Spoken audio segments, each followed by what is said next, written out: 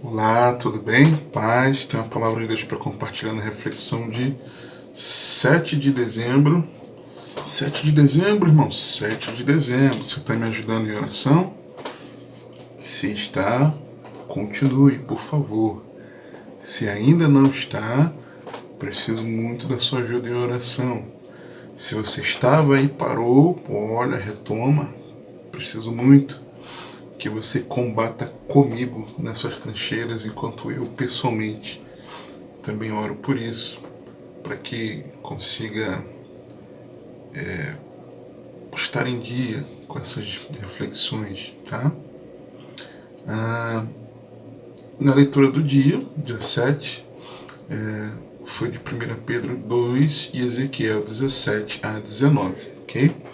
E eu quero, você já viu o título da reflexão, tratar sobre a responsabilidade pessoal pelo pecado.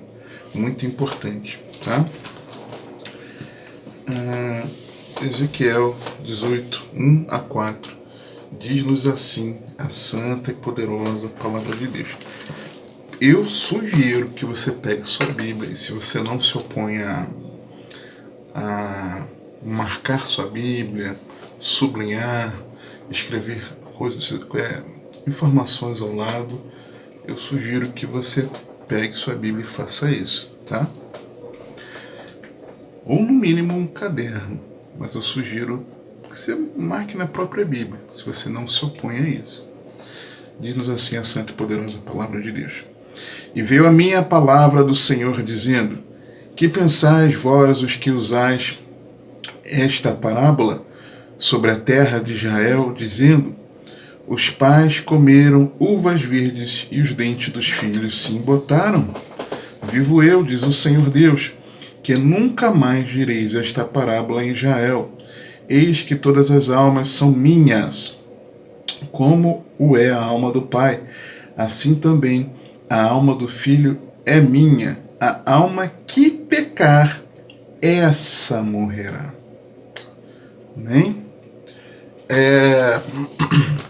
Tem sido cada vez mais comum vozes ecoando uma mensagem que se repete em vários lugares, em diferentes lugares, mostrando a importância da autorresponsabilidade, que, em resumo, tá? A autorresponsabilidade é um conceito que está associado à nossa capacidade de responsabilizarmos a nós mesmos individualmente por tudo aquilo que acontece em nossas vidas, seja o que é positivo ou negativo, e também o que influencia direta ou indiretamente.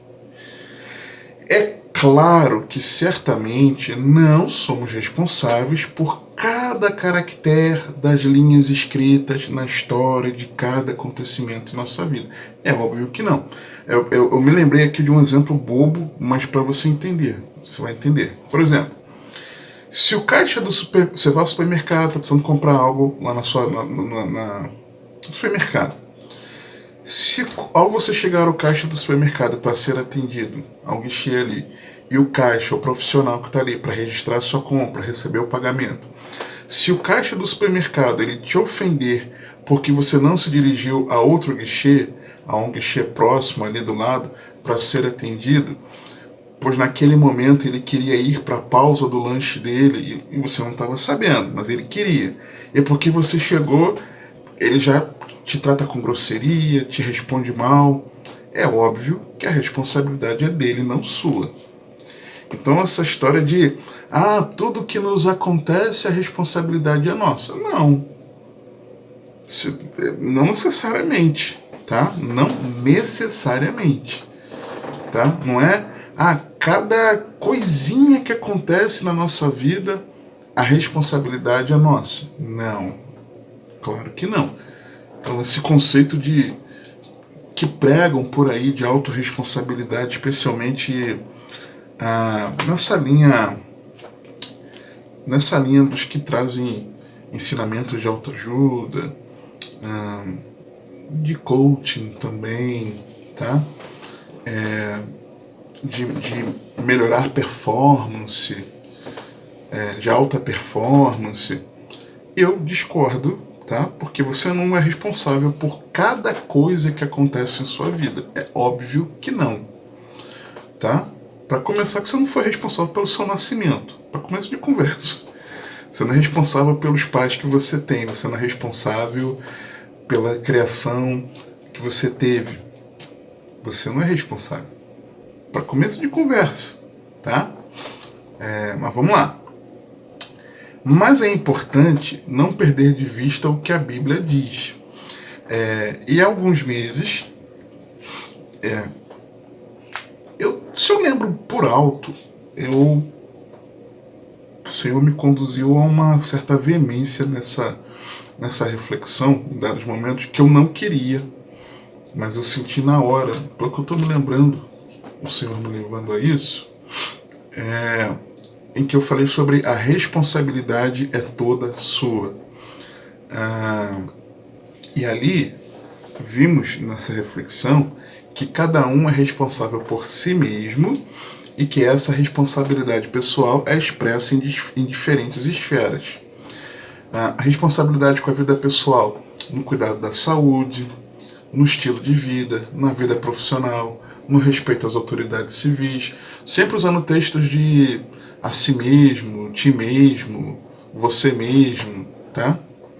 A responsabilidade com a família, na porção que Deus concede, né, a cada um, na manutenção do matrimônio, no cuidado dos familiares, na responsabilidade com a igreja, na humildade, no altruísmo, na edificação do outro, no serviço ministerial, na administração dos talentos, na comunhão, na manutenção da verdade, no entendimento do seu papel, no não se colocar no pedestal, no não falar de si mesmo, no amor, no crescimento em amor, na edificação mútua, na contribuição proporcional, na contribuição alegre e voluntária. Sempre com esses textos, cada um, si mesmo, tá? Responsabilidade com Deus também, uma outra esfera, no conhecimento de Deus, na prática da palavra de Deus e na forma como lidamos com o pecado. E esse é o ponto aqui da reflexão, desta reflexão. A responsabilidade pelo pecado, ela é individual. Vamos tratar da responsabilidade pessoal pelo pecado. Sim, você é responsável por seus pecados. Lembrei de um texto que talvez eu não tenha colocado aqui, acho que eu não coloquei não. Tiago. Passamos por Tiago recentemente.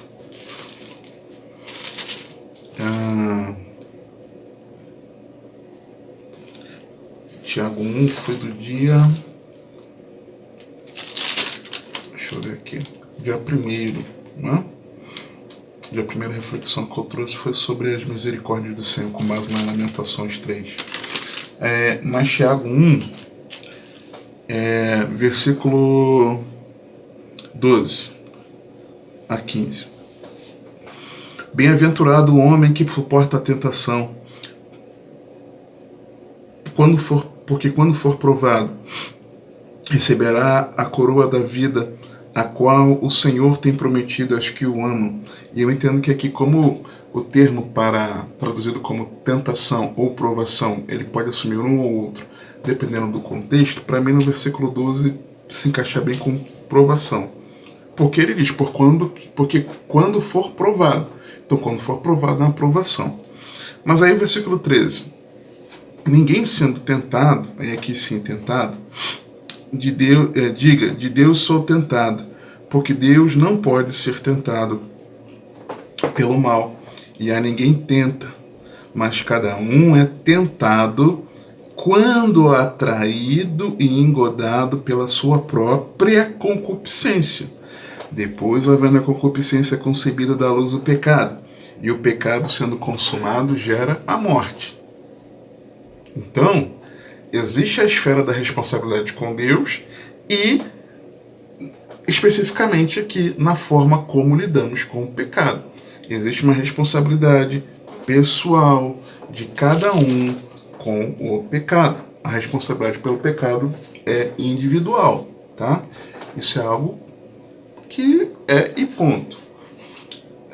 O problema é que desde a queda, a humanidade tenta se eximir de sua responsabilidade pessoal pelo pecado.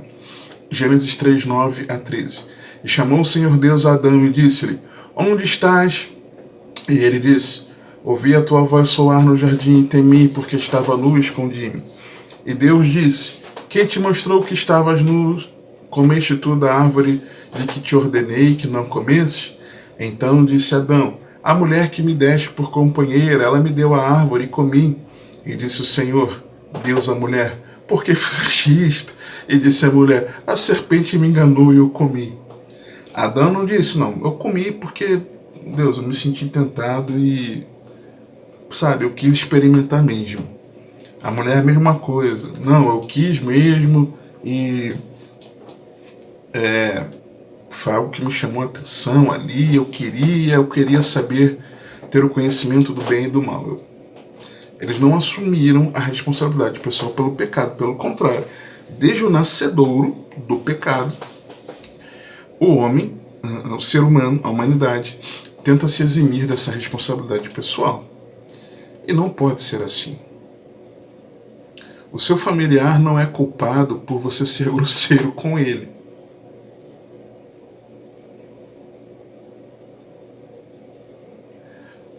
O seu irmão em Cristo não é culpado por você desprezá-lo.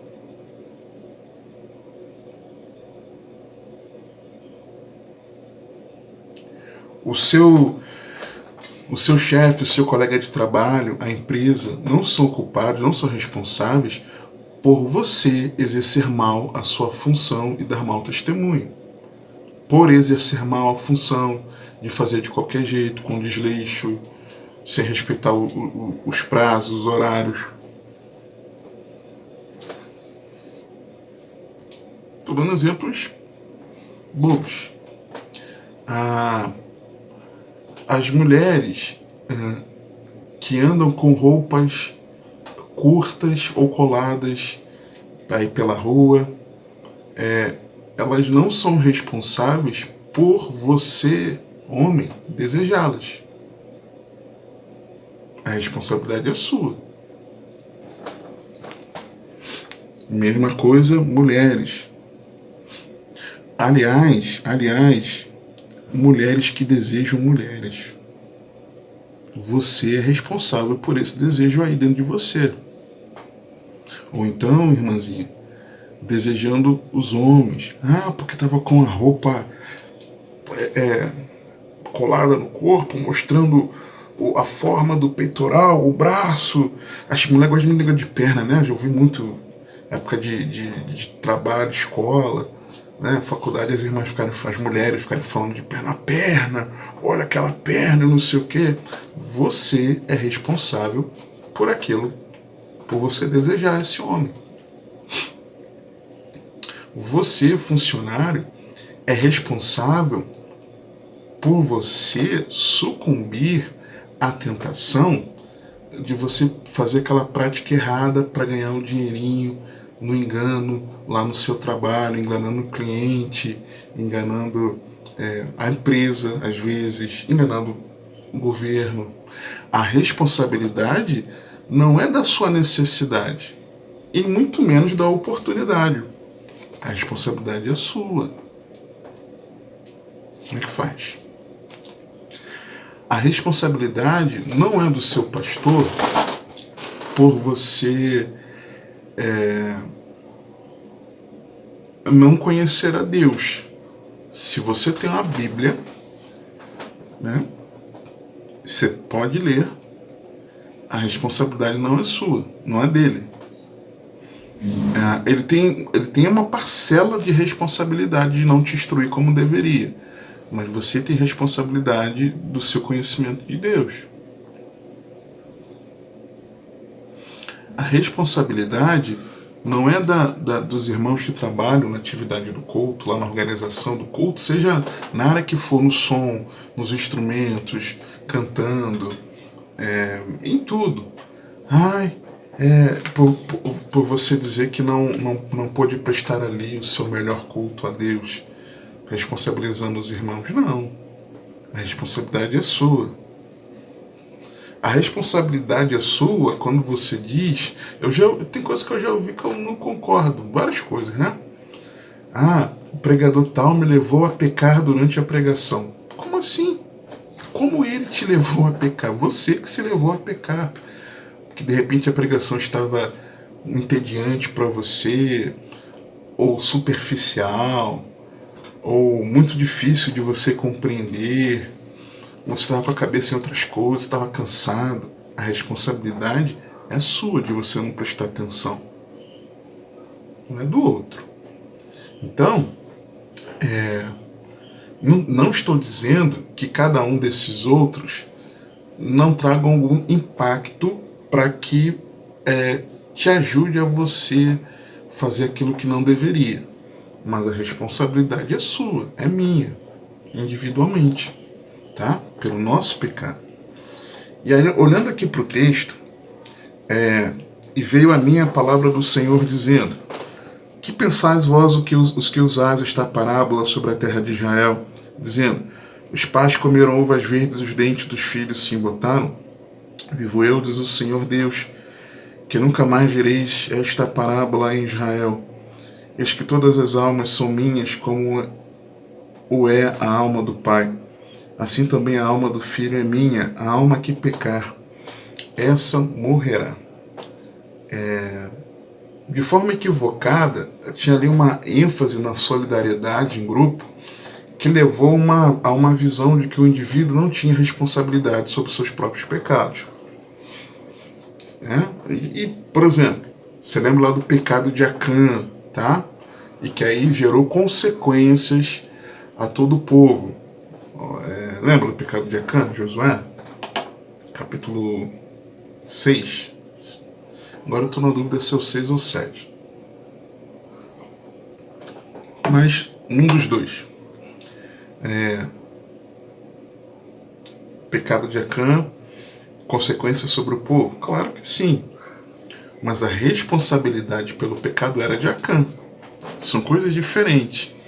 Então, essa ênfase na solidariedade em grupo levou a uma visão de que o indivíduo não tinha responsabilidade sobre os seus próprios pecados. E esse provérbio aqui, quando diz assim: os pais comeram uvas verdes. O que seria esse uva verde? Uva verde aqui, o termo hebraico é boser, que significa não maduras, azedas. Tá? O verde aqui é no sentido de não madura. Então os pais comeram uvas não maduras, uvas azedas. E os dentes dos filhos se embotaram. O que é embotaram?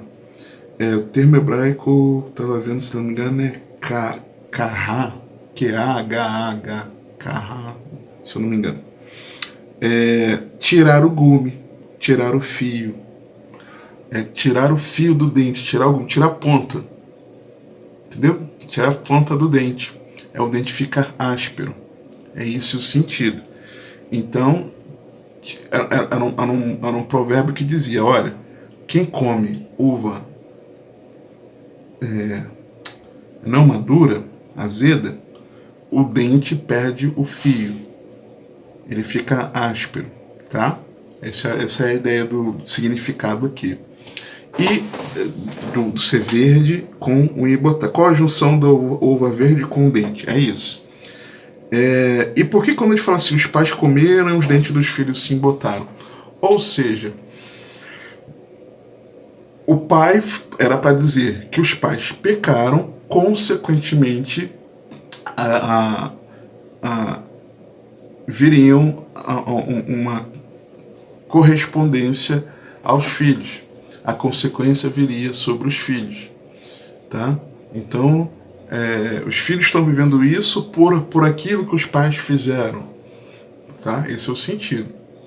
O tal provérbio ou parábola era algo conhecido, tá? Deles, eles falavam isso de fato, argumentado pelo povo, e foi inclusive citado pelo próprio Deus ao revelar a Jeremias que estabeleceria a nova aliança. Ele diz aqui Ezequiel, mas diz também lá em Jeremias. Jeremias 31, 29 a 34. Naqueles dias nunca mais dirão: os pais comerão uvas verdes, os dentes dos filhos se embotaram, mas cada um morrerá pela sua iniquidade. de todo homem que comer as uvas verdes. Os dentes se embotarão. Eis que dias vem, diz o Senhor, em que farei uma aliança nova com a casa de Israel e com a casa de Judá, não conforme a aliança que fiz com seus pais no dia em que os tomei pela mão para os tirar da terra do Egito, porque eles invalidaram a minha aliança, apesar de eu os haver desposado, diz o Senhor. Mas esta é a aliança que farei com a casa de Israel depois daqueles dias, diz o Senhor. Porei a minha lei no seu interior, e a escreverei no seu coração, e eu serei o seu Deus, e eles serão o meu povo.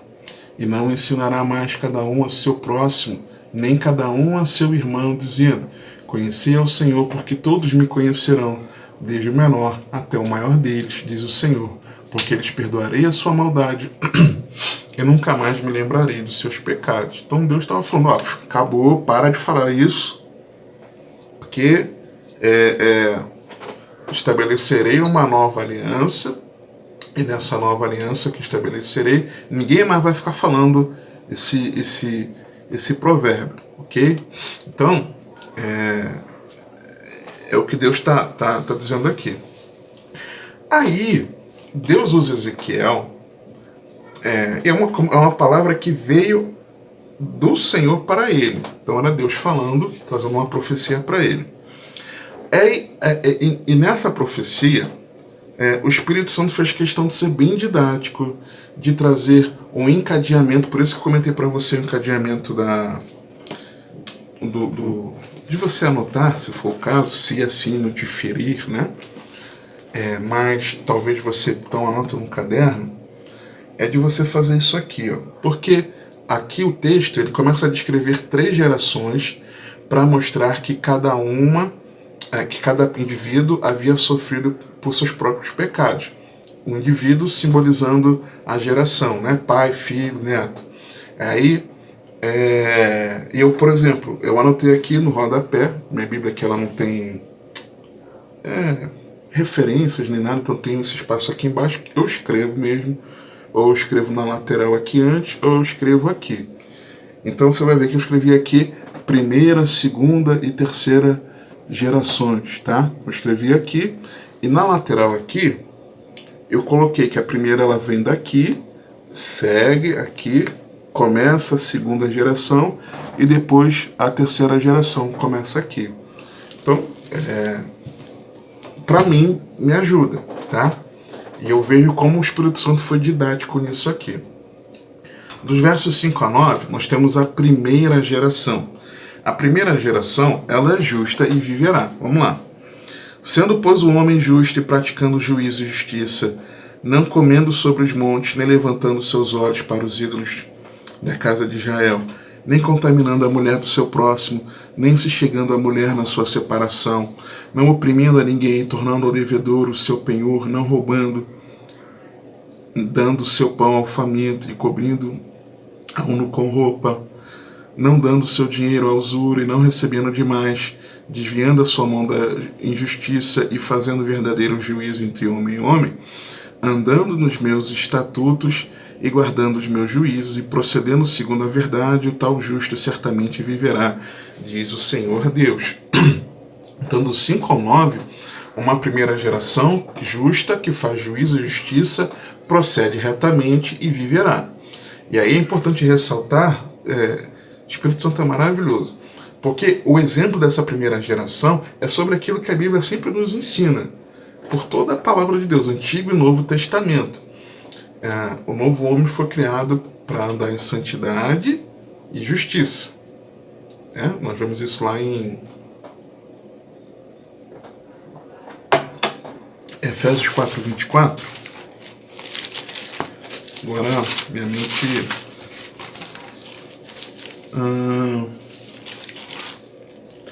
Efésios 4:24.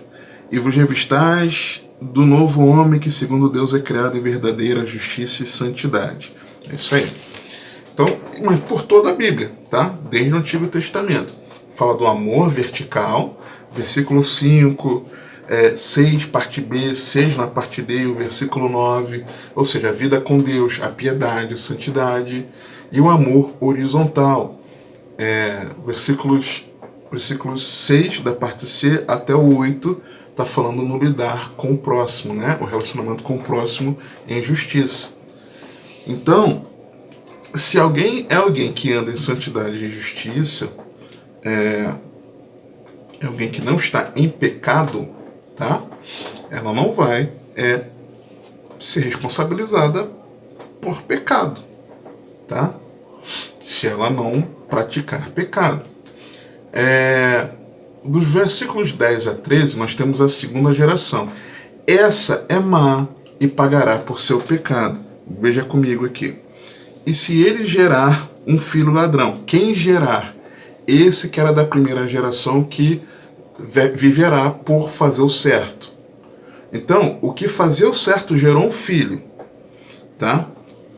E esse filho foi um filho ladrão, derramador de sangue, que fizera a seu irmão qualquer destas coisas, aquilo que acabou de ser dito, e não cumprir todos aqueles deveres, o que já foi dito da primeira geração, mas antes comer sobre os montes e contaminar a mulher do seu próximo, oprimir ao pobre necessitado, praticar roubos, não tornar o penhor, levantar os seus olhos para os ídolos e cometer abominação, e emprestar com usura e receber demais, porventura viverá?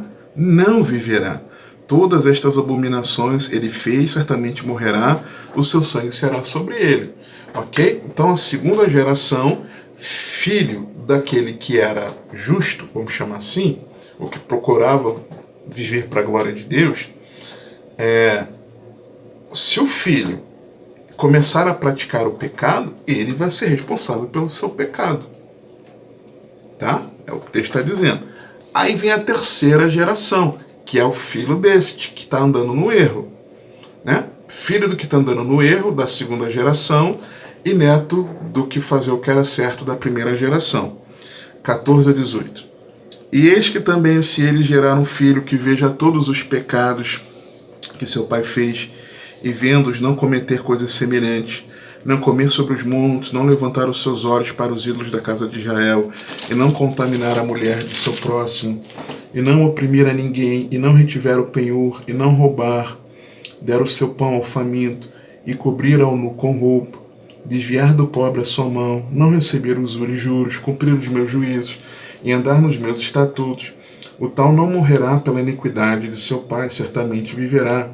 Seu pai, porque praticou a extorsão, ele vai viver, mas o pai, não, a segunda geração.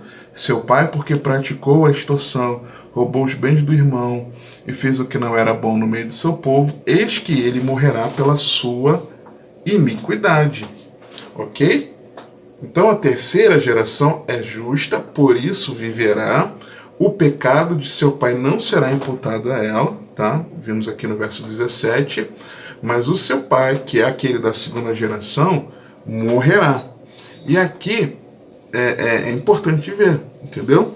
Primeira geração fazendo o que é o certo, viverá. Segunda geração fazendo o que é o errado, não viverá. Terceira geração testemunhou o pecado do pai, mas mesmo assim fez o que era certo, viverá. Então acaba não tendo essa correspondência, tá? E nos versos 19 e 20, eu enxergo claramente um forte argumento teológico contra a chamada e maldita maldição hereditária, ampla e irrestrita. Por quê? Olha o que o texto diz. Mas dizeis, versos 19 e 20, por que não levará o filho a iniquidade do pai? Deus responde, porque o filho procedeu com retidão e justiça, e guardou todos os meus estatutos, e os praticou, e por isso certamente viverá. A alma que pecar, essa morrerá. O filho não levará a iniquidade do pai, nem o pai levará a iniquidade do filho. A justiça do justo ficará sobre ele, e a impiedade do ímpio cairá sobre ele. E é simples assim, gente. Está na Bíblia. E mesmo que o filho seja testemunha ocular, versículo 14, e eis que também, se ele gerar um filho que veja todos os pecados que seu pai fez, e vendo-os não cometer coisas semelhantes. Então, mesmo que o filho seja testemunho ocular das práticas pecaminosas de seus pais, isso não significa que automaticamente será praticante delas. É aquela história. Não, tá bom. Não passou a maldição de pai para filho.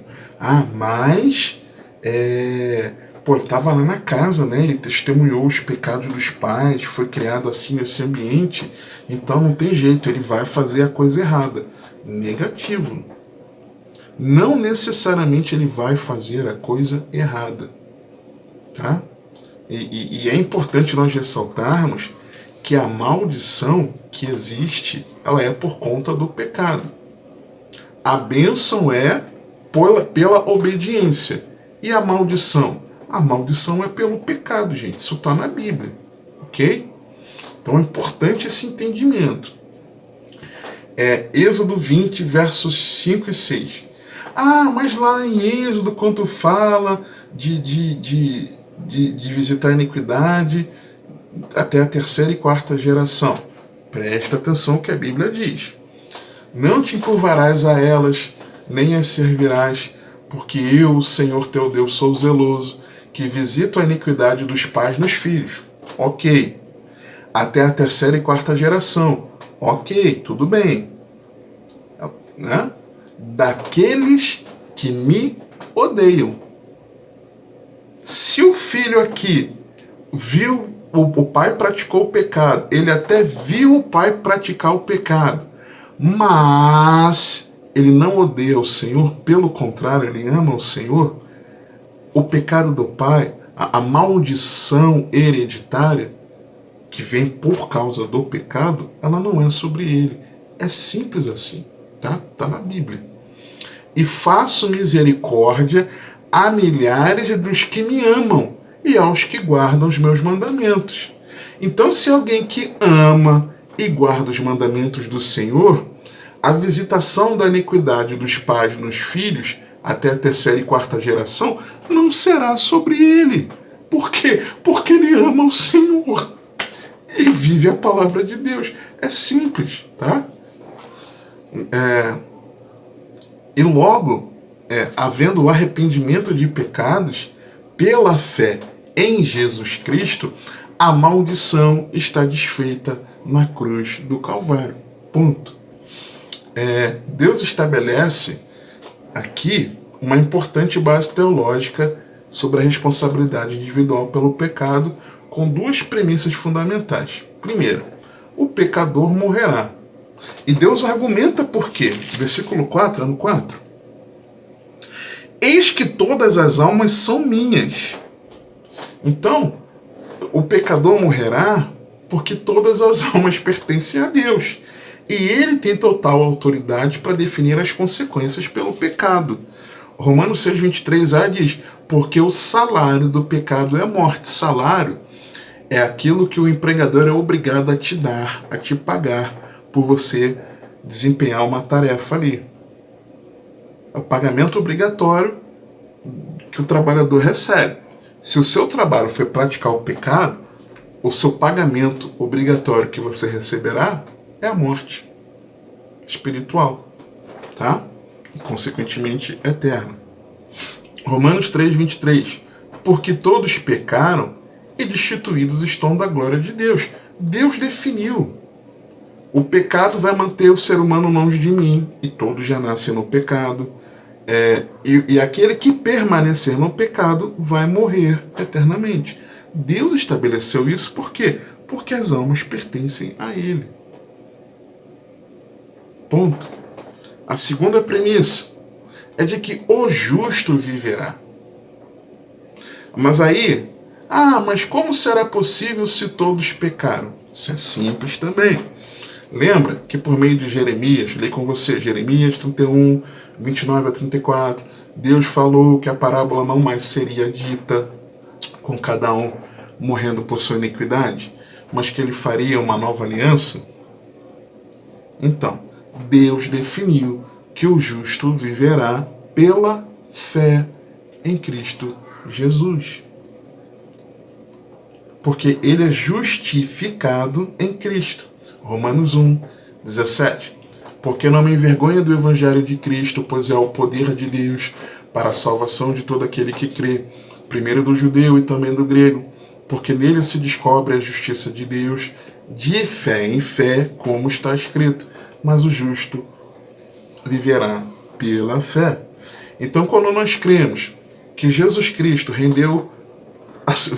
Deus se fez homem na pessoa de Cristo, o Filho do Deus vivo, que é Deus, veio enviado pelo Pai como presente, Deus nos deu.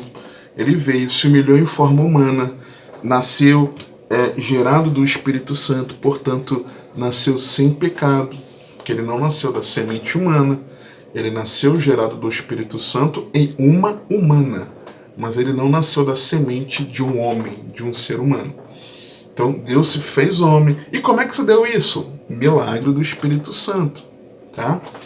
Gerado sem pecado, nasceu sem pecado, viveu uma vida sem pecado, que glorificou a Deus, a ponto de que na sua morte todos testificaram que ele era justo. Os demônios chamavam ele de santo, atestavam a santidade de Cristo.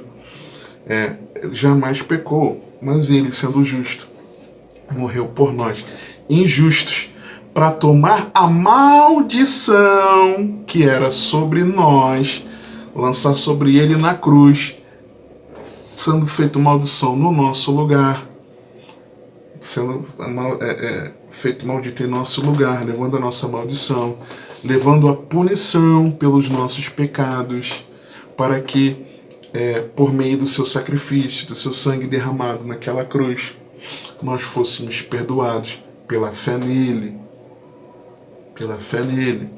ressuscitando ao terceiro dia, como comprovação do Pai de que não havia pecado algum nele e que a justiça do Pai foi plenamente satisfeita quando derramou a sua ira sobre ele, lá naquela cruz, na hora da expiação, naquele horário ali do iniciozinho da tarde, aquelas 3 horas, trevas sobre a terra.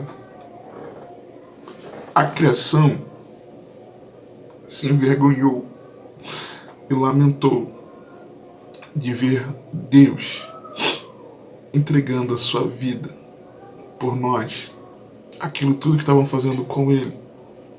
Naquela hora, Jesus perdeu a eterna comunhão com o Pai. Era por isso que ele estava aflito lá no Getsemane. Perdeu a eterna comunhão com o Pai, para que você e eu não morramos, mas nós tenhamos comunhão eterna com Deus. Ele perdeu a comunhão com o Pai, para que você e eu tenhamos acesso. E ressuscitou como prova disso, como prova de que pela fé nele os nossos pecados estão justificados. A cédula de dívida que era contra nós foi rasgada naquela cruz. Na cruz o Senhor triunfou. E hoje ele quer governar o meu e o teu coração. Então, Deus definiu que o justo viverá pela fé. Que justo é esse? Aquele que for justificado pela fé em Cristo Jesus, que morreu naquela cruz para receber a punição que era nossa, ser feito maldito em nosso lugar, para que nós tenhamos paz com Deus, vida eterna, comunhão no Espírito Santo. E perseverando até o fim. Hebreus 10, 38 diz assim. Trouxe uma mensagem recentemente. Eu só não lembro se eu compartilhei como reflexão aqui no canal. Eu lembro que eu preguei na igreja, mas eu não lembro se eu trouxe essa reflexão aqui. Hebreus 10, 38. Mas o justo viverá pela fé. E se ele recuar, a minha alma não tem prazer nele. Tá? Então, pela fé no justo, Jesus Cristo, que nos redimiu de nossos pecados, somos justificados por Deus, recebendo o presente gratuito da vida eterna. Romanos 3, 24. Sendo justificados gratuitamente pela sua graça, pela redenção que há em Cristo Jesus. Romanos 6, 23b. Mas o dom gratuito de Deus é a vida eterna por Cristo Jesus, nosso Senhor. Amém? Entendido? Versos 21 a 23.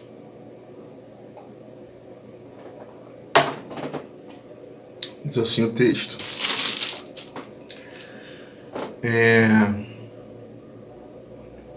Mas se o ímpio se converter de todos os pecados que cometeu e guardar todos os meus estatutos e proceder com retidão e justiça, certamente viverá, não morrerá. De todas as transgressões que cometeu não haverá lembrança contra ele, para a justiça que praticou viverá. Desejaria eu de qualquer maneira a morte do ímpio, diz o Senhor. Não desejo antes que se converta dos seus caminhos e viva? Ou seja, era pecador, mas rendeu-se a Cristo arrependido dos seus pecados, receberá perdão, relacionamento com Deus e vida eterna, porque ele não tem prazer na morte do ímpio, pois o Senhor não quer que alguém se perca, mas que todos arrependam-se, convertam-se e sejam salvos. Ezequiel 33:11. Diz-lhes: vivo eu, diz o Senhor Deus, que não tenho prazer na morte do ímpio, mas em que o ímpio se converta do seu caminho e viva. Convertei-vos dos vossos maus caminhos, pois por que razão morrerias, ó casa de Israel? 1 Timóteo 2,4, falando do Deus nosso Salvador, que quer que todos os homens se salvem e venham ao conhecimento da verdade. 1 Pedro 3,9, o Senhor não retarda a sua promessa, ainda que alguns a tenham por tardia, mas é longânimo para conosco, não querendo que alguns se percam, senão que todos venham a arrepender-se. Ok? Então, aí é que está a questão. Apesar de ainda não ser o fim, pode tornar-se. Por mais que Deus não tenha prazer na morte do ímpio, quer que todos se arrependam, está sendo longânimo, pode tornar-se o fim. Por quê? Pois hoje pode ser o último dia da sua vida aqui na Terra. Hoje pode ser o meu último dia de vida aqui na Terra. E se você morrer hoje, qual o destino da sua alma? Essa é a questão. Ah, Deus é misericordioso. Mas se hoje fosse o último dia de vida aqui na Terra, para onde vai a sua alma? Tá? Depois, versos 24 a 26. Mas desviando-se o justo da sua justiça e cometendo a iniquidade, fazendo conforme todas as abominações que faz o ímpio, porventura viverá? De todas as justiças que tiver feito, não se fará memória. Na sua transgressão com que transgrediu, e no seu pecado com que pecou, neles morrerá. Dizeis, porém, o caminho do Senhor não é direito. Ouvi agora, ó casa de Israel, porventura não é o meu caminho direito? Não são os vossos caminhos tortuosos? Desviando-se o justo da sua justiça, e cometendo iniquidade, morrerá por ela. Na iniquidade que cometeu, morrerá. Estava em Cristo, mas desviou-se do caminho indo para a prática do pecado. Se não houver arrependimento, receberá a morte eterna. E lamentavelmente a quem não se importe ou não concorde com essa verdade, igual ao versículo 25. Dizeis, porém, o caminho do Senhor não é direito. Ah, eu não concordo. Eu não me importo com o que Deus está dizendo sobre isso, ou eu não concordo com essa verdade. Ouvi agora, caso de Israel, porventura não é o meu caminho direito? Não são os vossos caminhos tortuosos? Eu não estou falando a verdade, vocês estão no pecado? Eu não quero o melhor para vocês? E lamentavelmente é o que acontece. Infelizmente, alguns estão no meio do arraial e acabaram se perdendo. Infelizmente. Eu falo não para julgar, para acusar, não é isso, não se trata disso. Mas é para alertar. Cuidado. Cuidado. Eu preciso ter cuidado. Eu costumo dizer que a salvação é um processo. ela precisa ser desenvolvida. Aliás, o texto aqui de 2 Pedro, né? 2 Pedro né? Olha o que o texto diz aqui no capítulo 1, se eu não estiver enganado. Portanto, irmãos, procurai, 2 Pedro 1:10. Portanto, irmãos, procurai fazer cada vez mais firme a vossa vocação e eleição, porque fazendo isto, nunca jamais tropeçareis, porque assim vos será amplamente concedida a entrada no reino eterno de nosso Senhor e Salvador Jesus Cristo. Filipenses também, olha o que Filipenses nos diz. Capítulo 2, versículo 12. De sorte que, meus amados, assim como sempre obedecestes, não só na minha presença, mas muito mais agora na minha ausência, assim também operai a vossa salvação, ou desenvolvei, dependendo da versão traduz assim, com temor e tremor, porque Deus é o que opera em vós, tanto querer como efetuar, segundo a sua boa vontade. Então, estou congregando, eu tenho uma igreja em que eu participo, sou membro ali de uma igreja local. Cuidado, vigiemos o coração. Eu tenho uma prática religiosa tal que seja importante. Cuidado, não se engane. Eu desenvolvo uma atividade ministerial tal. Cuidado, não se engane. Assim como eu também não devo me enganar. Estou no ministério que é o ministério bíblico. Cuidado, não podemos enganar o nosso coração. Quem nos salva é o Senhor Jesus. Nós estamos a salvo, refugiados nele. É pela nossa fé nele, de quem crê, confia e se compromete com ele. Entendeu? Cuidado. E lamentavelmente, a quem não se importe ou não concorde com essa verdade. Dizeis, porém, o caminho do Senhor não é direito.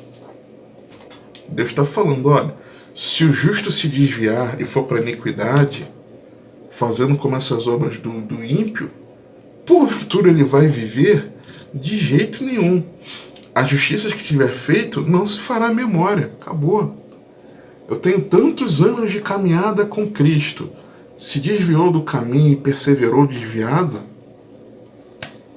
não vai viver eternamente. Mas eu não concordo que seja assim. O caminho do Senhor não é direito. O que a Bíblia diz eu não concordo. O que está sendo pregado eu discordo. O que está sendo ensinado eu discordo. Está na Bíblia, mas Deus é amor. Cuidado. Cuidado. Versos 27 a 29. Mas convertendo-se o ímpio da impiedade que cometeu e procedendo com retidão e justiça, conservará este a sua alma em vida, pois que reconsidera e se converte de todas as suas transgressões. Isso é muito importante. Pois que reconsidera e se converte de todas as suas transgressões que cometeu, certamente viverá, não morrerá. Contudo, diz a casa de Israel, o caminho do Senhor não é direito. A Bíblia está errada. Não concordo com o que está escrito. Porventura não são direitos os meus caminhos, ó casa de Israel, e não são tortuosos os vossos caminhos? Muitos até são convencidos pelo Espírito Santo do pecado, da justiça e do juízo. Chegam até a reconsiderar, sabe? A pessoa fica até balançada, mas resistem ao Espírito Santo e não se convertem, pois lamentavelmente desprezam o tempo da visitação. Reconsidera e se converte de todas as suas transgressões que cometeu. certamente viverá, não morrerá. Então reconsiderou e se converteu. Mas a casa de Israel diz: o caminho do Senhor não é direito, não. Não concordo com isso, não. Tá certo, não. Cuidado. Cuidado. Tá? E não há como fugir dessa responsabilidade individual pelo pecado. Pois ela já está atribuída a cada um. Não tem como. Eu não quero me autorresponsabilizar. Ok, mas Deus já te responsabilizou. Eu não quero me autorresponsabilizar, mas Deus já me responsabilizou pelo meu pecado. Não tem o que fazer. Já está atribuído a cada um. Portanto, verso 30, eu vos julgarei cada um conforme os seus caminhos, ó casa de Israel, diz o Senhor Deus, tornai-vos e convertei-vos de todas as vossas transgressões, e a iniquidade não vos servirá de tropeço. Não há como fugir. Portanto, eu vos julgarei cada um conforme os seus caminhos. Você querendo se autorresponsabilizar ou não, a responsabilidade pelo seu pecado é sua. A responsabilidade pelo meu pecado é minha. Cada um de nós, individualmente, vai prestar contas a Deus. Não tem o que fazer. Agora, então, como? Como corresponder a essa tamanha responsabilidade que já é atribuída a cada um de nós? 30, parte B em diante. Tornai-vos e convertei-vos de todas as vossas transgressões, e a iniquidade não vos servirá de tropeço. Lançai de vós todas as vossas transgressões com que transgredistes, e fazei-vos um coração novo e um espírito novo, pois por que razão morreríeis, ó casa de Israel? Porque não tenho prazer na morte do que morre, diz o Senhor Deus. Convertei-vos, pois, e vivei, convertendo-se dos seus pecados em direção a Jesus Cristo. Ok? Convertendo-nos dos nossos pecados em direção a Jesus Cristo, que nos justifica pela fé nele. Mas como então? Você precisa se converter. Ok. Como então converter-se de seus pecados? Eu vejo a maravilha da palavra de Deus manifestada também aqui. Porque existem textos, vou ler aqui com você, se o Senhor permitir, que nos mostram um caminho de conversão a Deus dos nossos pecados na responsabilização individual. Primeiro, eu me converto dos meus pecados arrependendo-me. Atos 2, 38 e 39. E disse-lhes Pedro: arrependei-vos e cada um de vós seja batizado em nome de Jesus Cristo para perdão dos pecados, e recebereis o dom do Espírito Santo. Porque a promessa vos diz respeito a vós, a vossos filhos, e a todos os que estão longe, a tantos quantos Deus nosso Senhor chamar. Ok? Então, é necessário haver arrependimento. Segundo, abandonando o pecado. Você se arrepende, mas também você abandona. Atos 3, 19 a 26.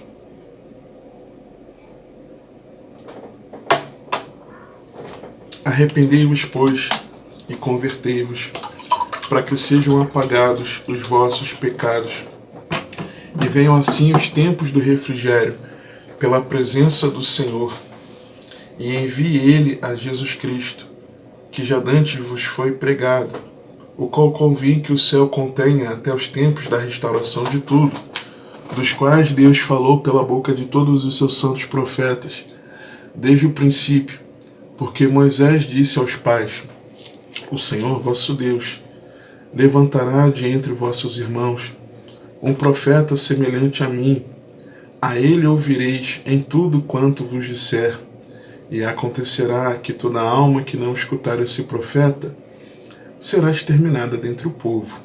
Sim, e todos os profetas. desde Samuel, todos quantos depois falaram, também predisseram estes dias.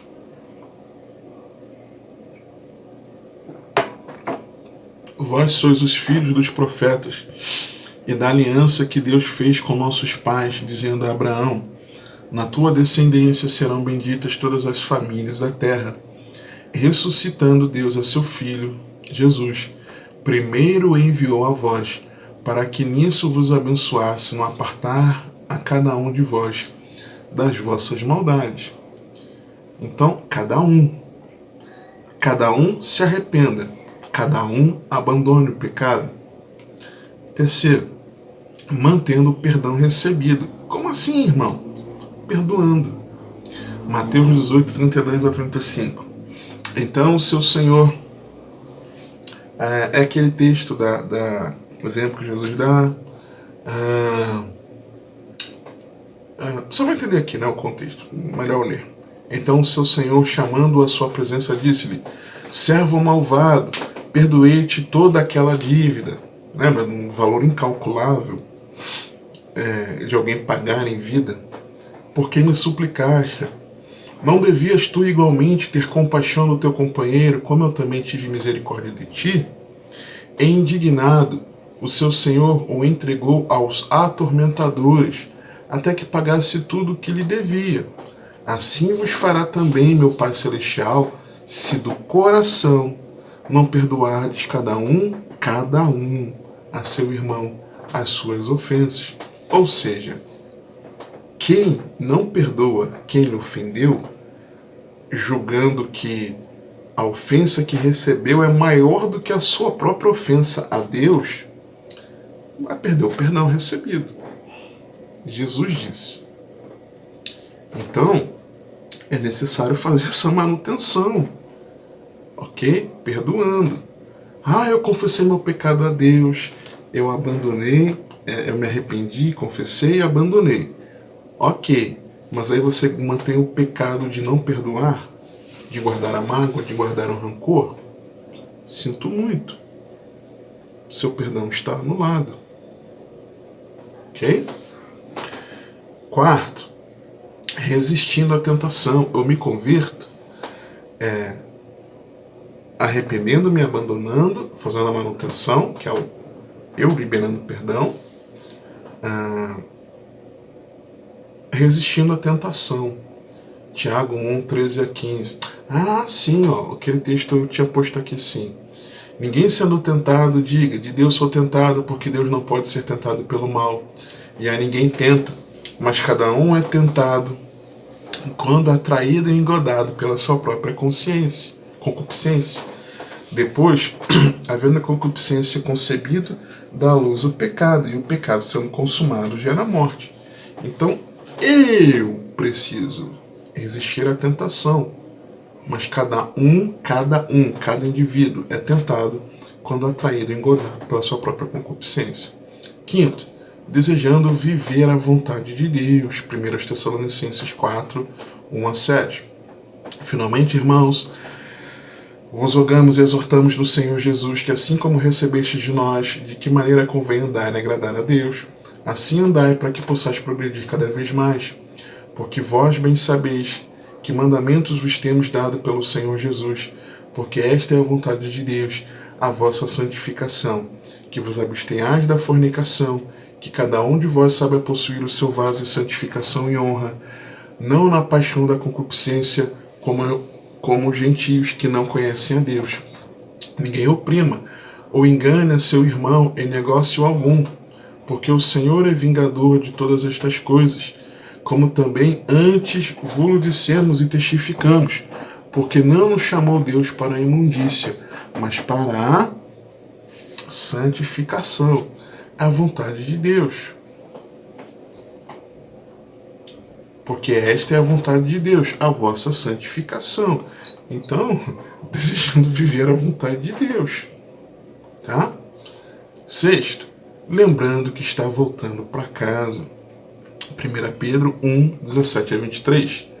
E se invocais por Pai aquele que sem acepção de pessoas julga segundo a obra de cada um, andai em temor durante o tempo da vossa peregrinação, sabendo que não foi com coisas corruptíveis, como prata ou ouro, que fostes resgatados da vossa vã maneira de viver, que por tradição recebeste dos vossos pais, mas com o precioso sangue de Cristo, como de um cordeiro imaculado e incontaminado, o qual, na verdade, em outro tempo, foi conhecido ainda antes da fundação do mundo, mas manifestado entre estes últimos tempos por amor de vós, e por ele credes em Deus, que o ressuscitou dentre os mortos, e lhe deu glória, para que a vossa fé e esperança estivessem em Deus, purificando as vossas almas pelo Espírito na obediência à verdade, para o amor fraternal não fingido. Amai-vos ardentemente uns aos outros, com coração puro, sendo de novo gerados, não de semente corruptível, mas da incorruptível, pela palavra de Deus, viva e que permanece para sempre. Se invocais por Pai aquele que, sem acepção de pessoas, julga segundo a obra de cada um, andai em temor durante o tempo da vossa peregrinação. Então é lembrando que nós não somos daqui, nós estamos numa peregrinação, somos como peregrinos aqui nessa terra. E nós temos um Pai, e é para a casa do Pai que nós vamos. Na casa do meu Pai há muitas moradas. Então nós vamos para a presença do Senhor. Então, precisamos lembrar, por que eu vou me converter a Deus, me converter dos meus pecados? Porque aqui não é o meu lugar. Então eu tenho que andar como alguém que não é daqui desse mundo. Ok? Sétimo, aguardando a vinda do Senhor. 1 João 3, 2-9. Amados, agora somos filhos de Deus e ainda não é manifestado o que havemos de ser, mas sabemos que quando Ele se manifestar, seremos semelhantes a Ele, porque assim como é, o veremos. E qualquer que nele tenha esta esperança, purifica-se a si mesmo. Quem tem essa esperança, purifica-se a si mesmo, como também ele é puro. Qualquer que comete pecado também comete iniquidade, porque o pecado é iniquidade.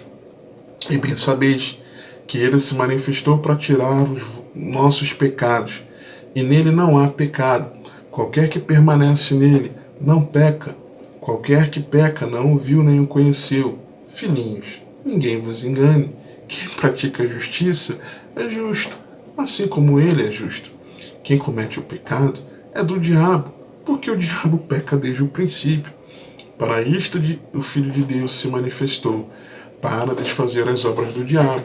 Qualquer que é nascido de Deus não comete pecado, porque a sua semente permanece nele, e não pode pecar, porque é nascido de Deus. Tenha a esperança da manifestação do Senhor, purifique-se a si mesmo. Aguarde a vinda do Senhor.